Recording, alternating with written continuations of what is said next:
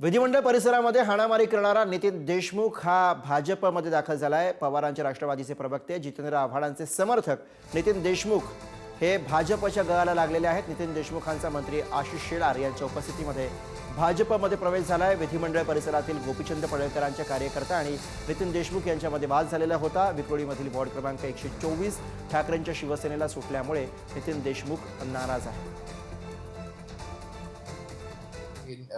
महानगरपालिकेच्या निवडणूक प्रक्रियेतच नाही आहे, मी फॉर्मच भरला नाही। फॉर्म भरला नाही इन द सेन्स मराठी माणूस म्हणून कदाचित मराठी पदवीधर तरुणी नको आहे म्हणून कदाचित शिवसेना राष्ट्रवादी काँग्रेस पक्ष यांनी मला कदाचित डावललं असेल। त्यामुळे स्थानिक उमेदवार नको असं त्यांचं म्हणणं असेल। डावलल्यानंतर मग निर्णय काहीतरी घेणं गरजेचं आहे। इथं भविष्यात नाही आहे, तर भवितव्याचा विचारच करत नाही। तुम्ही रस्त्यावर कितीही संघर्ष करा, कितीही वेळा जेलमध्ये जा, पक्षाच्या झेंड्यासाठी पार अगदी अंगावरती लाटा काट्या झेटा, पण तुम्हाला काही इथे विचारणारा कोण नाही आहे। तर त्यामुळे तुम्ही थांबायचं का तिथं ना?